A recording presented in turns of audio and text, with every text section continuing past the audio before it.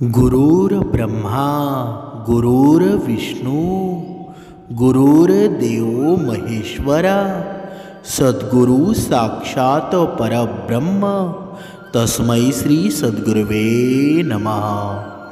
जय जय रघुवीर समर्थ श्रीराम समर्थ।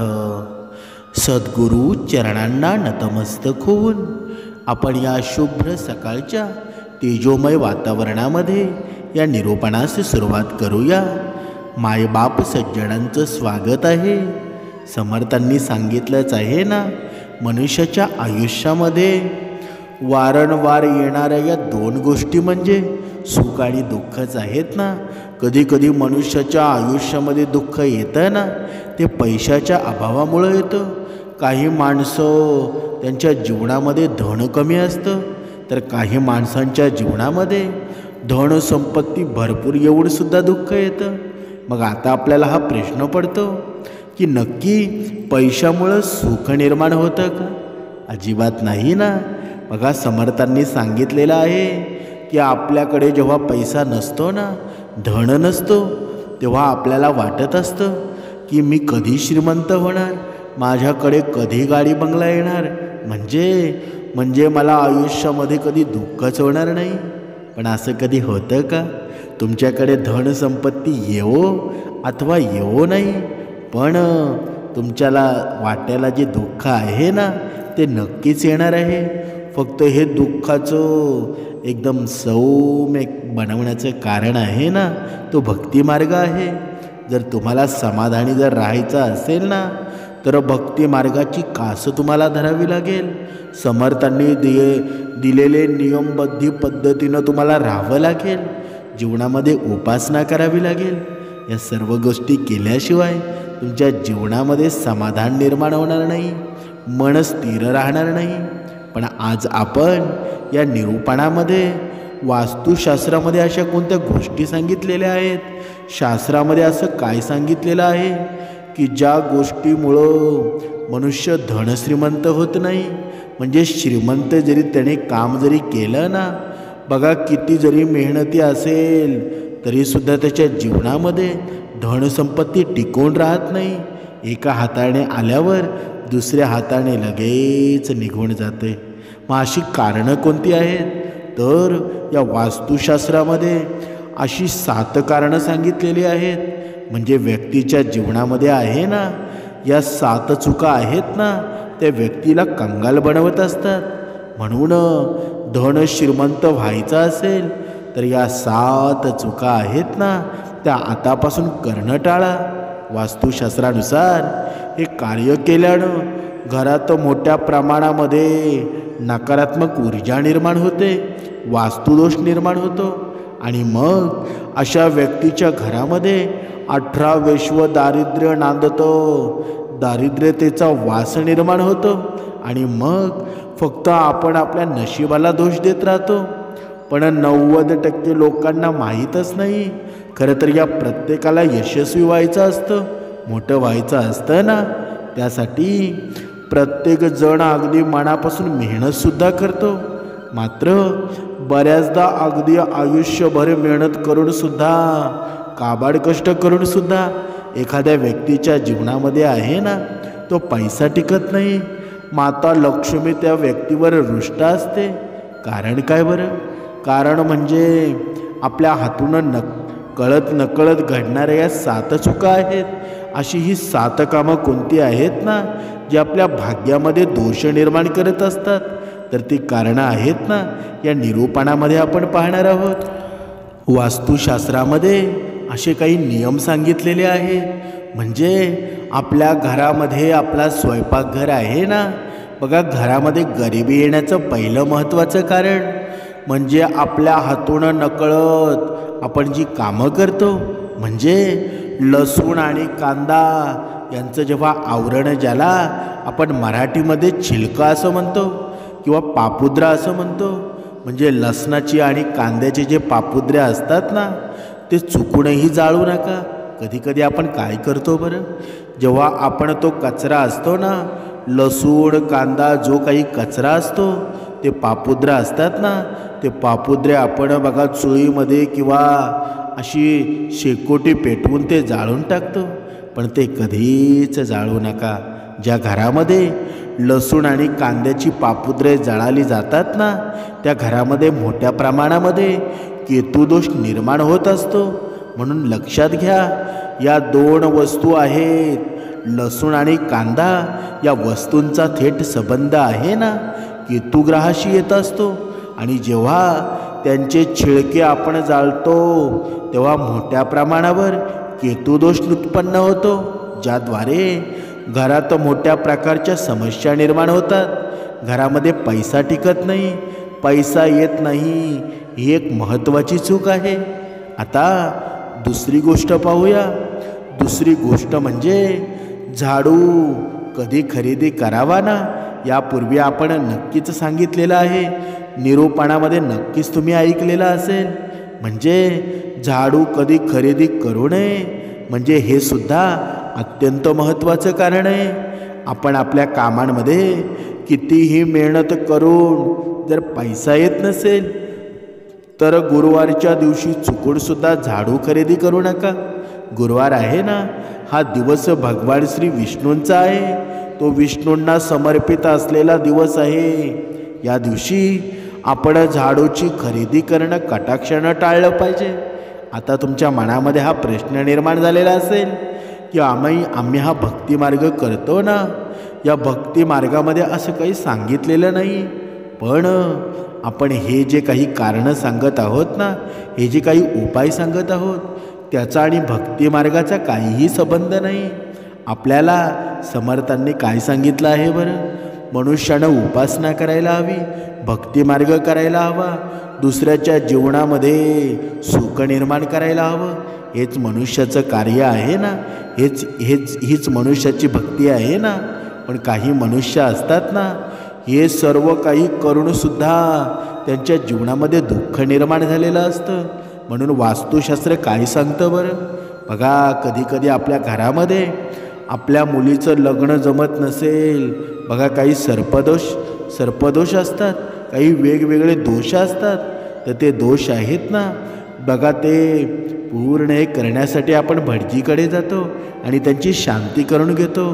तेव्हा कुठे आपल्या मुलीचं किंवा मुलाचं लग्न जमतं ना, या वास्तुशास्त्रामध्ये आहे ना, या सर्व काही गोष्टी नमूद केलेल्या आहेत. आता आपण तिसरी गोष्ट पाहूया. रात्रीच्या वेळी म्हणजे सूर्यास्त झाल्यानंतर जर तुमच्याकडे कोणी काही मागितलं ना, तर काही वस्तू वगळून आपण त्या व्यक्तीला नकार देऊ नये. म्हणजे रात्री ज्यानं आपल्याकडं एखादी वस्तू मागितली आहे त्याला ती आपण अवश्य द्यावी. जर आपण व्यक्तीला नकार दिला ना, त्यामुळं सुद्धा मोठ्या प्रमाणामध्ये दोष उत्पन्न होतात. आता चौथी गोष्ट म्हणजे अत्यंत गंभीर आहे. स्मशानभूमीमध्ये हसणं. बघा, प्रत्येक ठिकाणची आपली स्वतःची एक ऊर्जा असते ना, म्हणूनच स्मशानभूमीमध्ये अत्यंत मोठ्या प्रमाणामध्ये नकारात्मक ऊर्जा साठवलेली असते आणि ती सातत्यानं प्रवाहितसुद्धा होत असते. अशा वेळी स्मशानभूमीमध्ये जर आपण हसत असू तर आपल्याला जर ही अशुभ चूक घडली तर आपल्या भाग्यावर, आपल्या नशिबावर त्याचा विपरीत परिणाम घडू शकतो. आता पुढची गोष्ट पाहूया.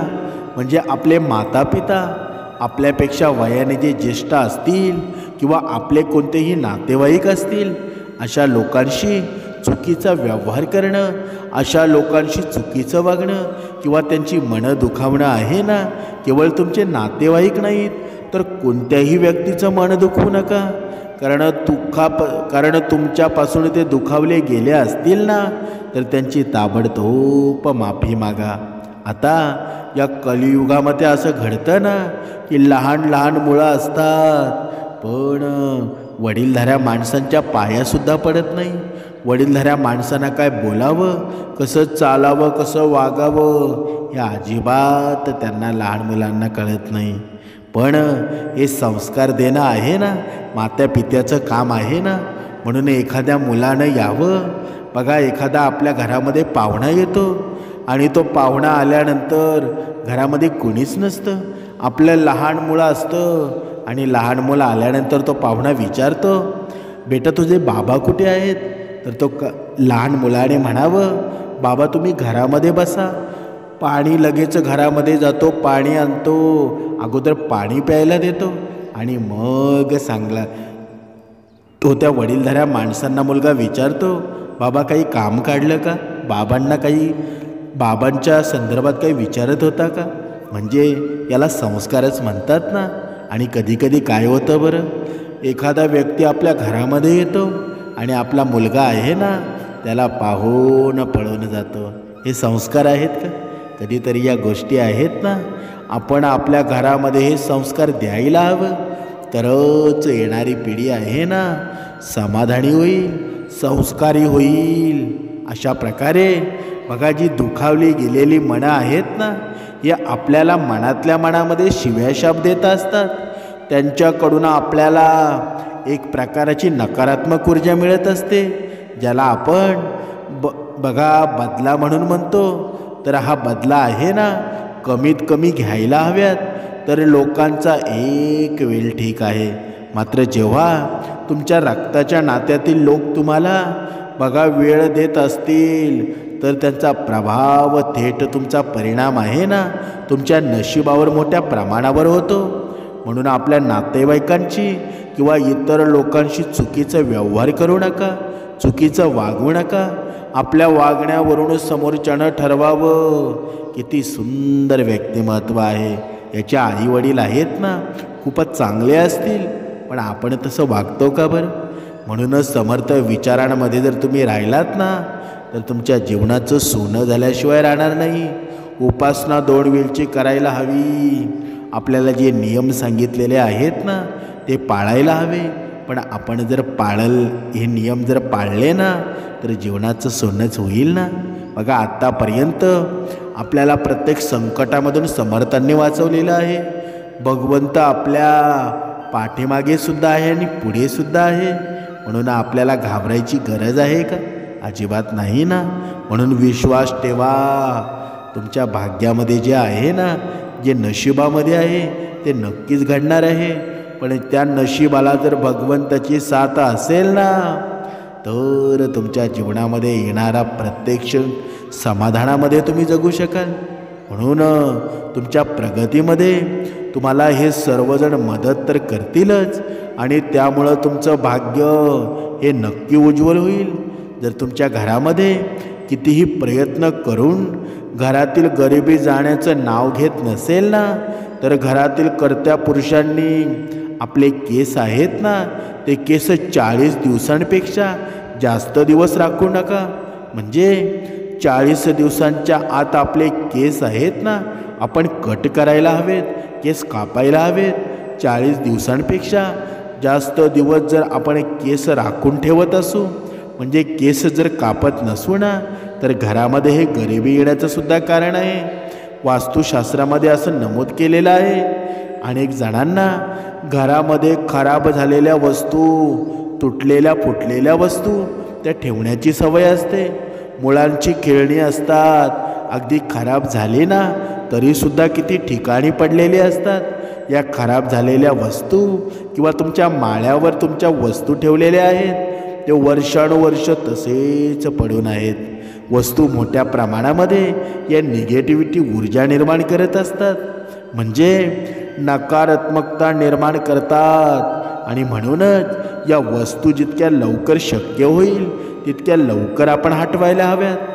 खूप जास्त दिवस कचरा साठवला ना, आणि कचरा खूपच जास्त दिवस त्या ठिकाणी पडून असेल ना, म्हणजे तुम्ही 2-3 दिवस तो कचरा तसाच ठेवत असाल, आणि हा कचरा मुख्य प्रवेशद्वाराच्या अगदी जवळ असेल ना, तर त्यामुळं सुद्धा घरात लक्ष्मीचं आगमन होत नाही.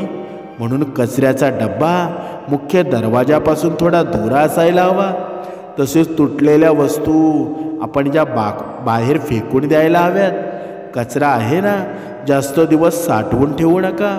पुढची गोष्ट म्हणजे तुटलेल्या फुटलेल्या साहित्यांचा वापर करणं. जी वस्तू तुटलेली आहे ना, ती वस्तू तुम्ही अजूनही वापरत आहात, तर त्या वस्तूंची निगेटिव्ह परिणाम आहे ना तुमच्या मनावर होत असतो, तुमच्या शरीरावर होत असतो. तुम्हाला या गोष्टी जाणवत नाहीत, कारण या गोष्टी अत्यंत सूक्ष्म स्तरावर घडत असतात. आणि आपल्याला या गोष्टी न समजल्यानं आपण आपल्या नशिबाला दोष देत राहतो. आणि म्हणूनच हे तुटलेले फुटलेले साहित्य वापरणं आजच बंद करा. उदाहरणार्थ, तुमचा मोबाईल जर फुटलेला असेल, त्याची स्क्रीनला तडा गेलेला असेल, असा मोबाईल सातत्यानं घाटा देत असतो. चहाच्या कपाचा दांडा तुटलेला असेल आणि तो तसाच वापरणं, घरातील डबे चिरलेले असणं आणि त्याचा वापर करत राहणं, गळत असलेला दिवा, घरातील ग्लास असेल, जेवणाची ताटे असतील, चिरा गेलेले असणं, याचा आपल्या जीवनावर वाईट प्रभाव पडत असतो. तुम्ही त्याचा अनुभव घेऊन पहा. अशा वस्तू वापरत राहिल्यानं 100% आपल्या जीवनात तोटाच होत राहतो. पुढची गोष्ट पाहूया. वस्त्र परिधान करताना डाव्या हाताचा किंवा डाव्या पायाचा वापर करणं. तुम्ही जे काही वस्त्र परिधान करतात ना, ते परिधान करताना नेहमी उजव्या हाताचा किंवा पायाचा वापर करावा. डाव्या हातानं किंवा पायानं हे वस्त्र परिधान करू नये. चप्पल घालताना बघा, चप्पल घालताना सुद्धा अगदी हीच गोष्ट लक्षात ठेवायला हवी. डावा असो किंवा उजवा, दोन्ही हात दोन्ही पाय महत्त्वाचे आहेत. मात्र आपल्या धर्मशास्त्रानुसार जी उजवी बाजू असते ना, ती कधीही चांगली असते. म्हणून उजव्या बाजूस एक स्वतःचं महत्त्व आहे. तसं तुटलेल्या कंगव्यानं केस कधीही विंचरू नका. ही सुद्धा एक अत्यंत महत्त्वाची बाब आहे. त्यामुळं आपल्या घरात गरिबी येते. जर कंगवा तुटलेला असेल ना, त्याची दातं पडलेली असतील, तर तो कंगवा ताबडतोब बदलायला हवा. अत्यंत चांगलं 5-10 रुपयांची वस्तू असते. मात्र 5-10 रुपयांच्या वस्तूच्या लोभापायी आपण आपल्या जीवनामध्ये नकारात्मकता निर्माण करतो. म्हणून ही गोष्ट आहे ना, ही खूप महत्त्वाची गोष्ट आहे. वास्तुशास्त्रामध्ये असं सांगितलेलं आहे, लक्ष्मी प्राप्तीसाठी तुम्ही काही उपाय करू शकता. त्यामुळे घरामध्ये पैशांची कृपा होते. म्हणजे सुख समृद्धी येथे याशिवाय तुमचा मानसिक त्राससुद्धा दूर होईल. आपल्या सर्वांना नेहमी असे प्रश्न पडतात ना, की घरामध्ये लक्ष्मी सदैव स्थिर राहण्यासाठी आपण काय करावं, की जेणेकरून आपल्या घरात आता लक्ष्मी स्थिर राहील. आपण खूप कामंसुद्धा करतो आणि तसा पैसाही आपल्या घरामध्ये येत असतो, पण तोही पैसा स्थिर राहत नाही. लक्ष्मी घरात येण्या अगोदरच तिचे जाण्याचे मार्ग ठरलेले असतात. आज आपण आपल्या घरात आलेली लक्ष्मी आहे ना, कशी टिकून राहील किंवा लक्ष्मी कशी प्राप्त होईल ना, याविषयी थोडी माहिती पाहणार आहोत. याविषयी थोडे उपाय पाहणार आहोत. आता तुमच्या मनामध्ये हा प्रश्न पडलेला असेल की तुम्ही दरवेळेला सांगता उपासना करा, भक्ती मार्गामध्ये राहा, समर्थ विचारांमध्ये राहा, आणि हे वेगळे उपाय का सांगायचे घेतले आहेत बरं? हे उपाय आहेत ना, ते ज्यांच्यासाठी आहेत की ते उपासना करूनसुद्धा, सर्व भक्तिमार्ग योग्य करूनसुद्धा, कर्मामध्ये राहूनसुद्धा त्यांच्या जीवनामध्ये फळं प्राप्त होत नाहीत ना, तर काही वास्तुदोष त्यांच्या जीवनामध्ये असू शकतात. त्यांच्यासाठी हे उपाय आहेत. बघा, पहिला उपाय पाहूया. आता लक्ष्मी म्हटलं की तिथे आपल्याला पैसा दिसतो, पण लक्ष्मीचा वार कोणता असतो हे सुद्धा आपल्याला माहीत असणं गरजेचं आहे. म्हणजे शुक्रवार हा वार लक्ष्मीला समर्पित आहे ना. या दिवशी केलेले काही उपाय तुमच्या घरात धनाची कृपा आणते.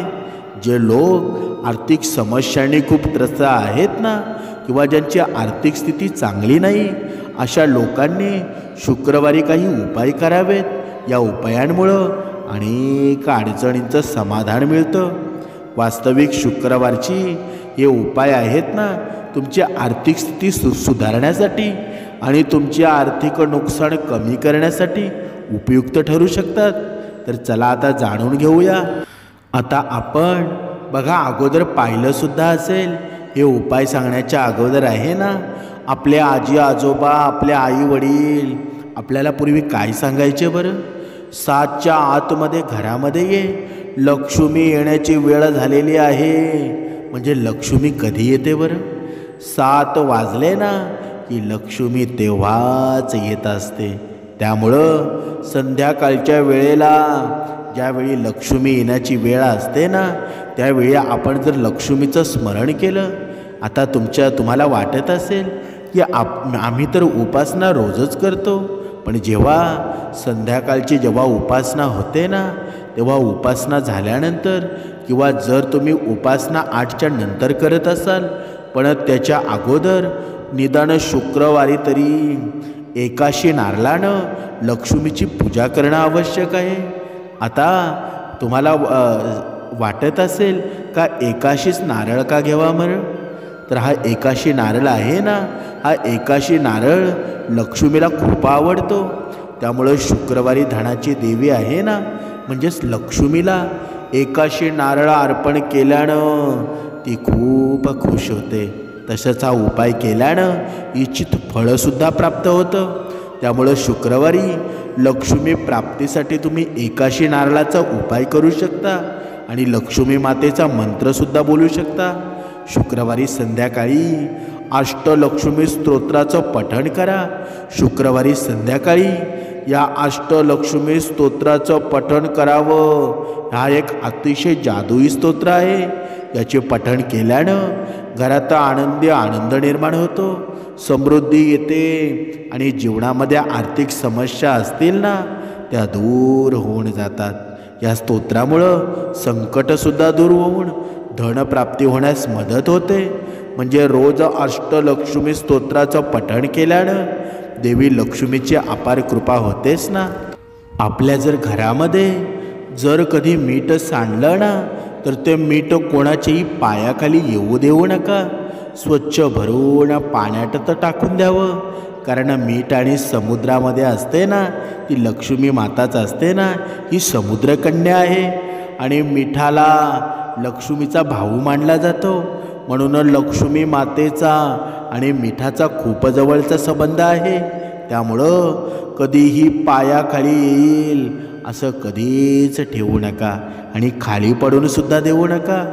सायंकाळी लक्ष्मी येण्याची वेळ असते ना, म्हणजे घरातून लक्ष्मी बाहेर जाऊ देऊ नये. त्याचप्रमाणे दही, ताक, लोणी, दूध या वस्तू गायीपासून प्राप्त होतात आणि गाय ही लक्ष्मीच आहे ना, म्हणून या देखील वस्तू कोणालाही सायंकाळी देऊ नये.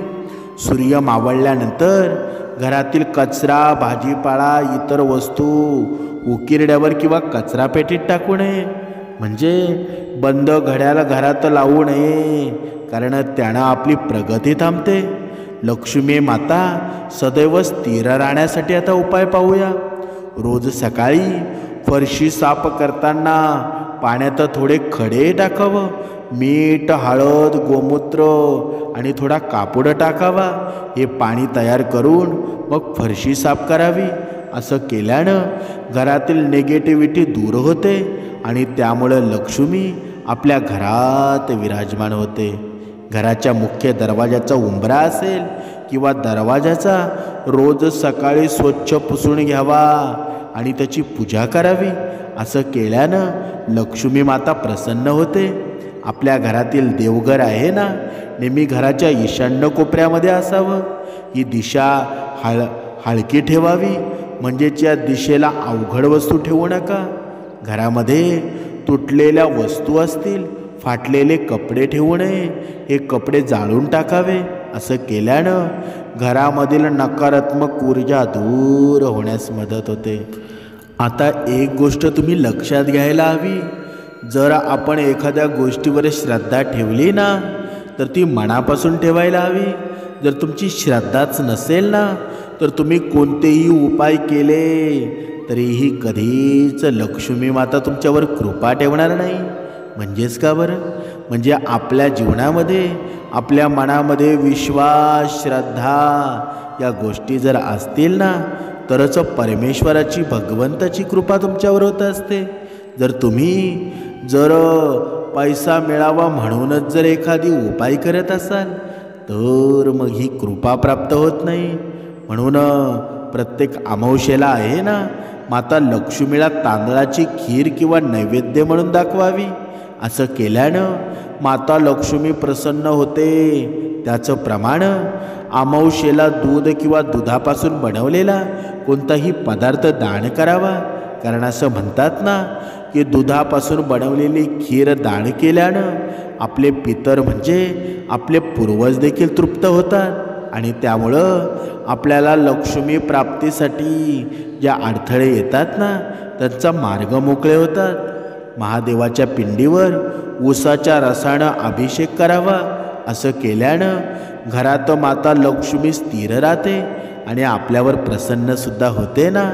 म्हणून प्रसन्न करण्याचा हा सर्वात सोपा उपाय आहे असं सुद्धा सांगितलेलं जातं. म्हणजे लक्ष्मी देवीचा आशीर्वाद मिळवण्यासाठी तुम्ही शुक्रवारी उपवाससुद्धा करू शकता.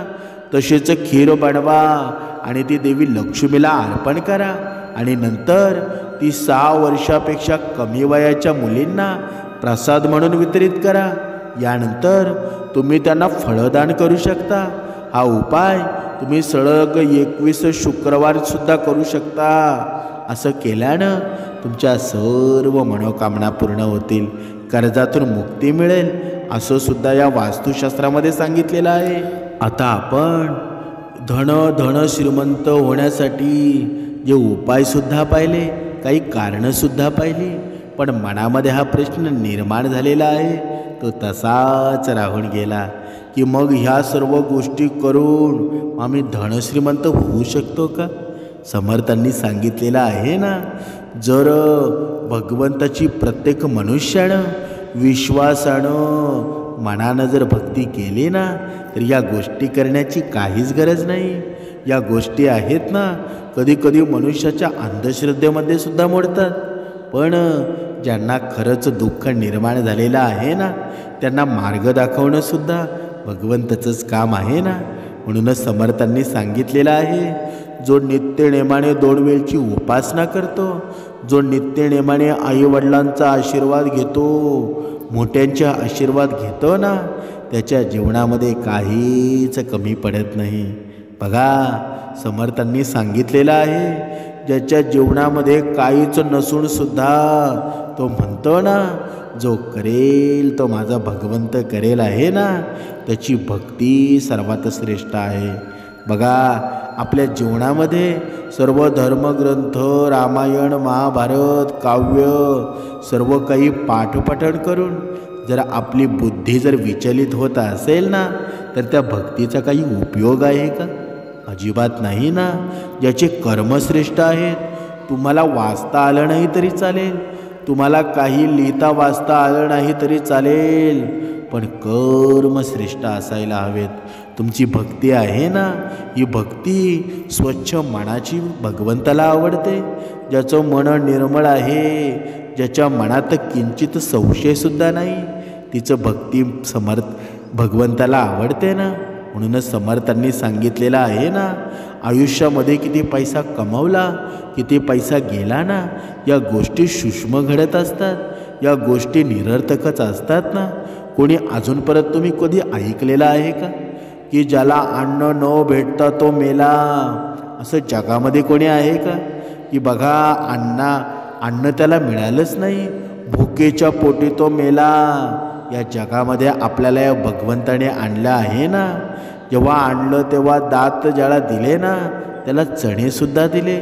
म्हणजे तुम्हाला जेव्हा निर्माण केलं ना तेव्हा तुमच्या अन्न चाऱ्याची, खाण्याची सर्व व्यवस्था केलेली आहे. तुम्ही कर्म करा अथवा करू नका, पण तुम्ही भुकेचे कधी राहणार नाहीत. म्हणूनच समर्थांनी सांगितलेलं आहे ना, जीवनामध्ये सर्व काही गोष्टी निर्मित आहेत, फक्त भगवंताची भक्ती आहे ना या मनुष्यानं करायला हवी. जोपर्यंत आपलं मन विचलित होत असेल ना, आपलं मन निरर्थक गोष्टीमध्ये रमत असेल तर समजून जा तुम्ही अजून पवित्र मनाने भक्तीच केलेली नाही. म्हणून दुसऱ्यांच्या आशीर्वाद जेवढे घेता येतील तेवढे आशीर्वाद घेण्याचा प्रयत्न करा. कर्माने राहा, कारण कर्मच सर्वात श्रेष्ठ आहेत. आणि तेच तुमच्या जीवनामध्ये समाधान निर्माण करणार आहेत. म्हणून कर्मांना श्रेष्ठ माना. जीवनामध्ये दुसऱ्याच्या दुःखामध्ये दुःख माना, दुसऱ्याच्या सुखामध्ये सुख माना. हेच जीवनाचं सार आहे. आणि हेच सार आहे ना, हे भगवंतापर्यंत तुम्हाला पोचवणार आहे. म्हणून 2 वेळची उपासना करा. तुमच्या जीवनामध्ये आहे ना पाहिलेली स्वप्न, ती लवकरच पूर्ण होणार आहेत. जय जय रघुवीर समर्थ.